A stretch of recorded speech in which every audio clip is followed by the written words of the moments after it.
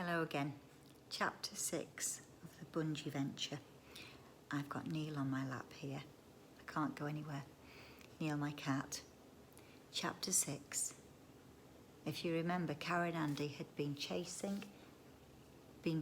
running across the wide yellow sandy plain because they'd seen their dad. Do you remember? They'd just been heard an echo coming across the wide plain, and the echo always said what they said, because that's what echoes do. But when they said, hello big nose, how's your mother off for treacle pudding, or something like that, the echo didn't say that back, because it wasn't an echo, it was their dad. Their dad shouted, fine thanks, how's yours? And they said, wow, daddy, daddy, great. And they ran across to him, and he was waving his arms, not to say hello, but to say, watch out, there's dangerous creatures in prehistoric times, and there was a creature swooping over them. Do you remember? That's it, the pterodactyl. Do you want to go? You go. Okay. And the pterodactyl had gripped them, the claws. Come on, Neil, you settle down here. The pterodactyl had gripped claws around their shoulders and carried them off, and they'd blacked out. Karen woke up first. She'd been dreaming that she was falling from a very high height, but never reaching the ground. So the sickening feeling of having her stomach way up in her chest and not being able to breathe was with her all the time. The sun shone through her eyelids and her chest hurt. A strange grating noise, which came from somewhere nearby, set her teeth on edge, and something hard and sharp was digging painfully into the small of her back. She turned her head away from the glare of the sun and slowly opened her eyes. A great wall of untidy branches and twigs was all she could see. She turned her head again and looked the other way. Beside her lay her brother, face downwards, his head cradled in his arms, and behind him was a neat pile of large, orange, spotted footballs. No, wait. They were the wrong shape to be footballs.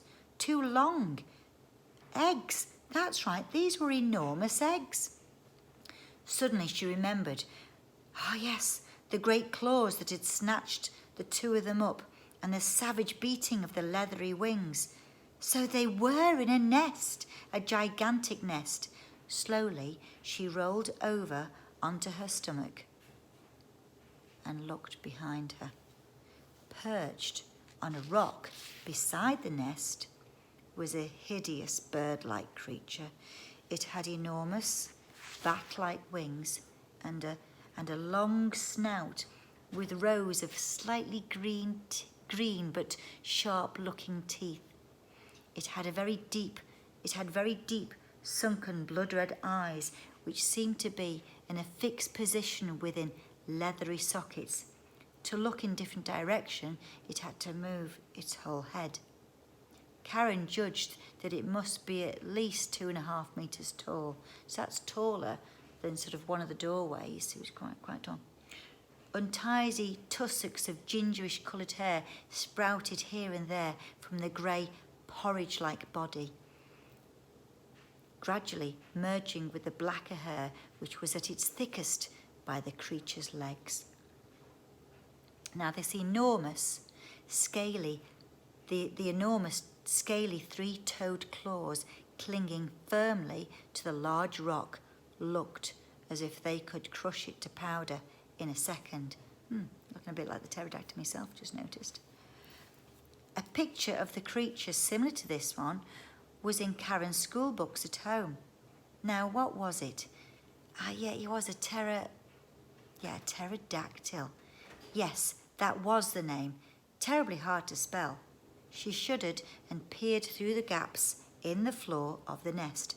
Far, far below, and was far below, she could see the rocky ground and a river slithering and glittering like a snake through the trees and boulders and disappearing into the edge of the forest a bit further off. The nest appeared to be built on a ledge halfway up a sheer cliff face. No escape that way. She looked and saw the other half of the cliff, towering now above her, touching the little puffy clouds that drifted across the hot sky. No escape that way. The strange grating noise that Karen had first heard when she woke up started off again. She looked over at the pterodactyl. It had its back to her and its mouth wide open. It moved its head back and forth, and terrifying greeny white teeth grated and screeched against the grey granite wall of the cliff. She moved closer to her brother, her stomach muscles tightening with fear. Shh, he whispered urgently through clenched teeth. Don't make a sound. I thought you were still unconscious, she said, surprised. Oh, Andy, I think she's... I know, yes, I know, Andy interrupted. She's sharpening her teeth. To eat us, Karen moaned softly. What are we going to do if it's going to eat us? Andy struggled hopelessly and buried his face in the twigs. Just then, the grating noise stopped. Both heads swung round to look up at the reptile. The huge leathery face swung round to look at them. It had the strangest eyes the children had ever seen, evil eyes. They were almost completely blood red. The pupils, the bit in the middle, were long, horizontal yellow slits, and they lay deep in the dark parchment like a yellowy brown coloured leather sockets, unmoving and hypnotic. It was difficult to look away from the penetrating stare of those eyes. The beast hunched up its wings and pulled its long neck down onto its shoulders. It shuffled forwards towards them like an enormous and hideous old man, giving little sharp noises of pleasure. Knack, knack, knack, it went. It turned to Karen first. She felt its hot, smelly breath on her face. Its great snout opened up into an enormous, wet, glistening cavern. Large droplets of saliva, that spit, splashed down onto her legs and her dress. She covered her face with her hands and waited for the end. Get out of that, you scaly brute! She opened her eyes in surprise. It was Andy. He was clinging desperately to the monster's monster's neck like a jockey on a runaway horse. The pterodactyl was now rearing high into the air. Its eyes were bulging furiously. Great muffled snorts and grunts burst out from underneath something long, woolly, that was knotted around its snout. Good heavens, thought Karen. Mummy's scarf. The pterodactyl clawed frantically at its face, trying to pull the scarf free. Don't just lie there, help me, screamed Andy. The reptile threw its head in the air, sending Andy flying desperately outwards towards the chasm below. He clung desperately to the loose end of the scarf and swung back towards the nest.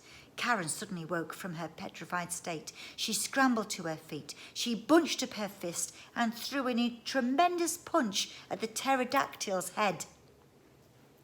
Unfortunately, just at that moment, Andy came swinging back into the nest on the end of the scarf, and Karen's fist landed with a resounding smack on his right eye, and with a loud howl, he landed flat on his back on the floor of the nest. The pterodactyl spread its great wings and flew with a mighty honking and muffled squawking out from the ledge. Away above their heads it hovered, tearing at the scarf with its claws, sending large shredded lumps of wool down to the rocks below. All too soon the monster managed to pull the last remains of the scarf from its nose. It turned its huge bulk towards the nest again, and with a terrifying angry shriek, it plunged downwards towards them, now, so flying towards them in the nest. And its jaws were gaping hungrily at them. Karen looked frantically around the nest. Her eye fell on the cluster of orange spotted eggs. She stumbled over to them and heaved the top egg from the pile. It was surprisingly heavy. She staggered to the edge of the nest and pushed the big egg over the side. The pterodactyl let out a horrified scream, changed direction, and instead of flying towards them, it zoomed downwards past the ledge like a rocket to save the precious egg. Miraculously, the pterodactyl caught the egg. Now there is the pterodactyl. Look at that for a set of jaws. And there is Karen. She's got the egg and she's throwing it out.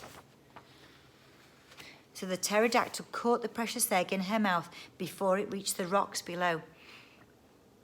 Karen looked over her shoulder. Andy was sitting up rubbing his eye, which had now turned red and purple colour. "Don't just lie there, help me," she yelled. Now the pterodactyl had begun its ascent back to the nest. She tugged another egg from the pile and rolled it over the edge.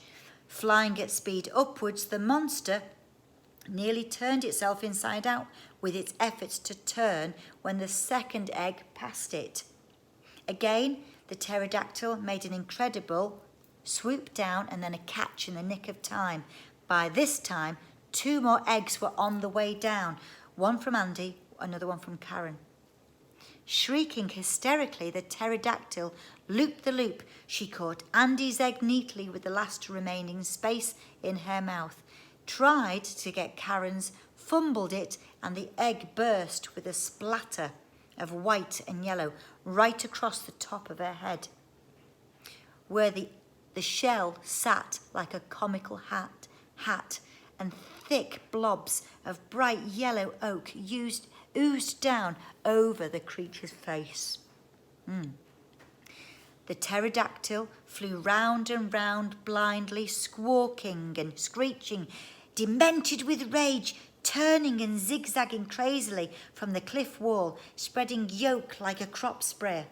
She hovered, flapping and frantically beating her wings about 200 metres away for a moment or two, and then flew at great speed, slap bang, straight into the side of the cliff. There was a loud crunching noise, followed by an enormous as the pterodactyl swallowed her own eggs. She fluttered back from the cliff, yolk dripping from her jaws, went suddenly rigid and fell like a fallen tree, completely unconscious, down, down, down, until with a splash, the pterodactyl landed in the river below. And now we're up to chapter 7, and this, I promise you, is the chapter where we meet one of my favourite ever characters. Let's see what the nest, because don't forget Andy and Karen are still stuck in a pterodactyl's nest. They can't get down and they can't get up. And they're in the burning sun, and any creature can see where they are, and they would look like a very nice tasty morsel. Okay, so I'll see you soon for chapter 7. Bye for now.